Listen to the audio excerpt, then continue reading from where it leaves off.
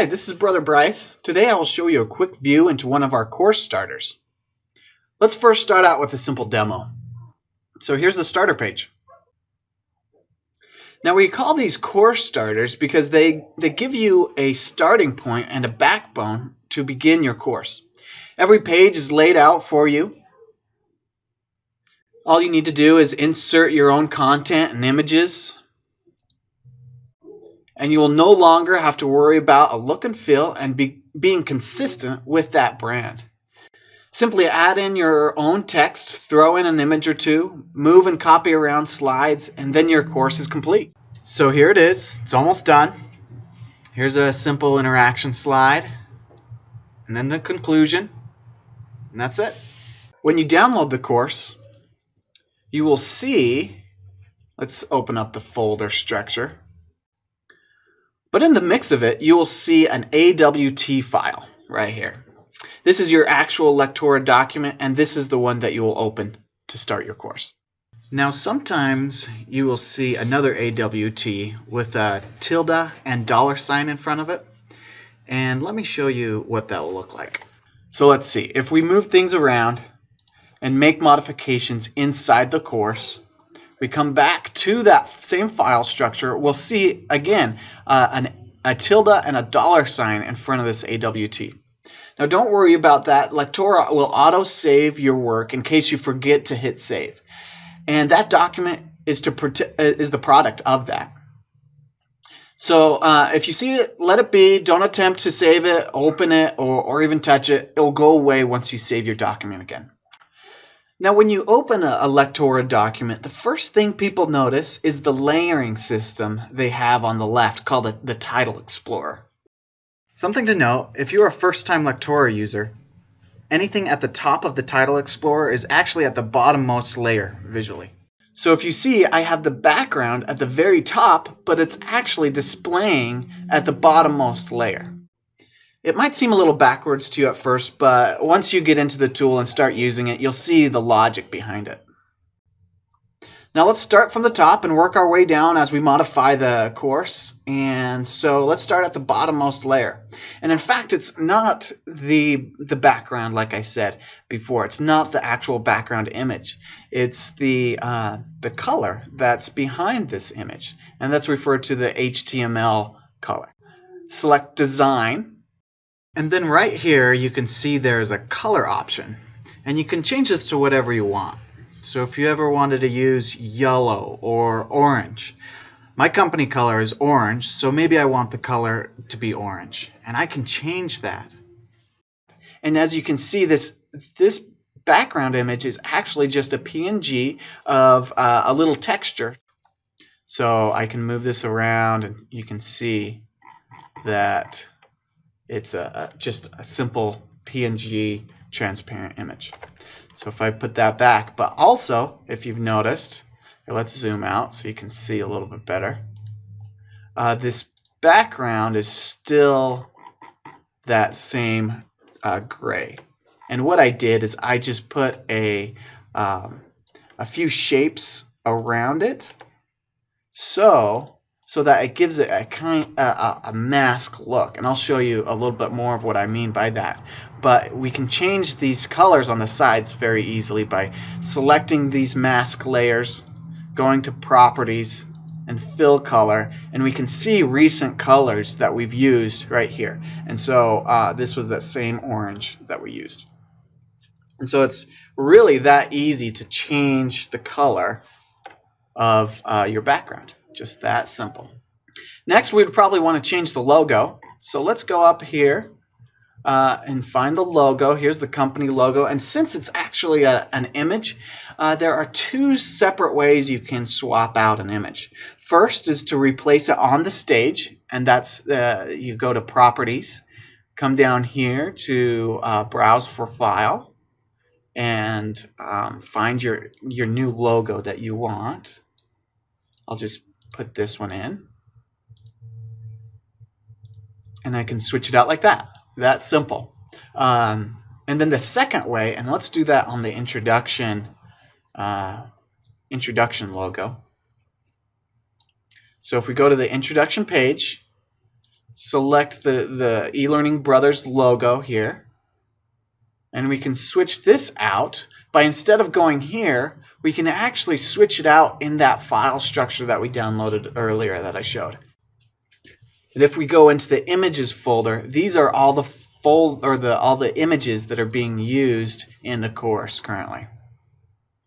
So if we go down and find the company logo, which is right here, and you can find the actual name by coming to the logo, the image, coming up here and seeing image, and this is the name. So company logo.png. And then we open it up, company logo.png, and we can see that it's actually in that folder.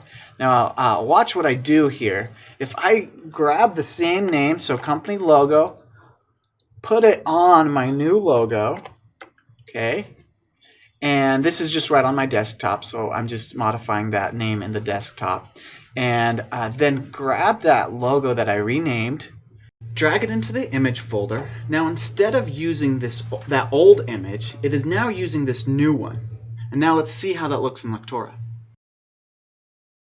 Now this comes in handy when you have several instances of the same image. Say you have it in your course objectives and your conclusion. It will then replace them all when you have saved it into your image folder.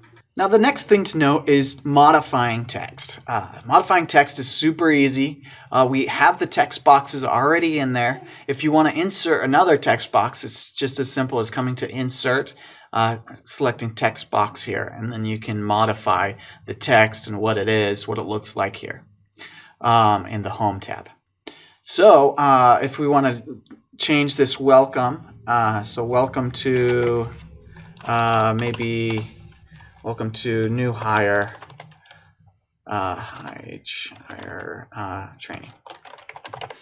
All right, let's recenter that, and so now we have a new title right there. It's as simple as that. As we move into the content slides, let's see here, let's open up one. You might have noticed that some of these slides had an image that would transition in or move in, and then after it was finished moving, it then viewed and displayed the text. And I'll show you how I did that. And so you can replicate it later and also make modifications to it if you want. So first we have the image that moved in, that flew in. We select it, so this shade text box, come up to properties, and in transitions we can see there's a transition in. It says fly. So you can change the different types of transitions to fly, float, fade, a bunch of different other ones. These are the three that I primarily like to use. They look the most clean, I think. And then you can change the direction that is flying in from. And that's right here. Another nice thing that Lectora has is the effect that it has when it comes in to the stage. You can have it bounce, have it be like an elastic band that shakes around a little bit when it comes in, things like that. So that's a lot of fun to play around with and see what exactly those transition effects do. Next is a delay. You can delay that transition to take place after it's been shown, however many seconds you want, and then the speed of it. So it gives you a lot of different modifications that you can do to get the exact effect that you want.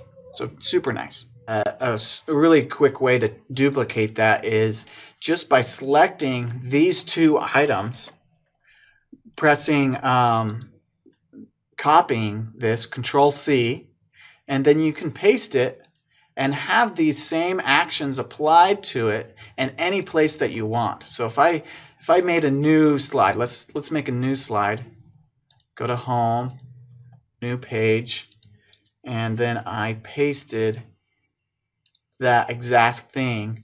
This action also came with it because I copied the object that it was also associated with. Now let me show you what I was meaning by that mask, these shapes here, why these are here. So let's go ahead and select the page again and view it. As the image comes in, you can't see it until it reaches the content stage. There's a little space there where I have the mask above the image, so you won't see it until it comes in. And that's simply what that is there for. Alright, so now we're almost done with this, with building out our course. All we have left is the interaction slide. Now the interaction slide, I love how we have these because all you need to do is, like the content slides, add in the custom text. So let's go ahead and do that. You can see here I labeled it introduction content, and so that makes it a little bit more simple to find what it is and where it is coming in at.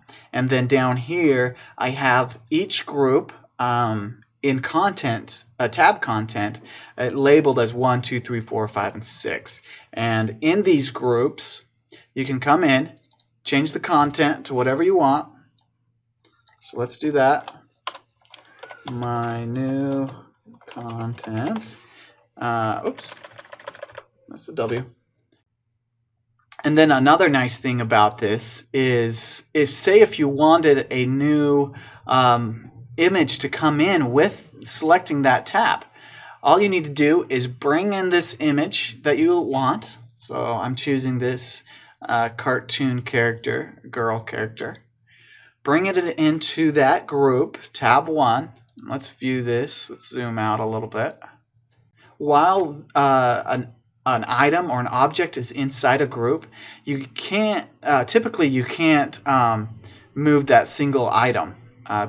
All the items will come with it. However, if you hold down the Alt button and then move the single object, you can then just move that one and not all the other things that are in that group. So something that's kind of nice.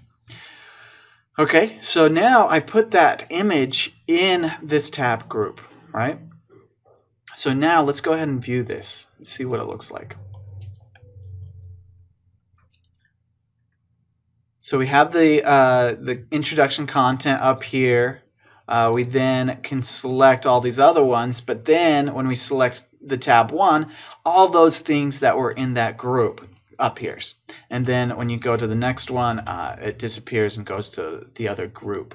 Now as we go on, we get to the conclusion slide, adjust the text here, and you're done modifying and creating your course.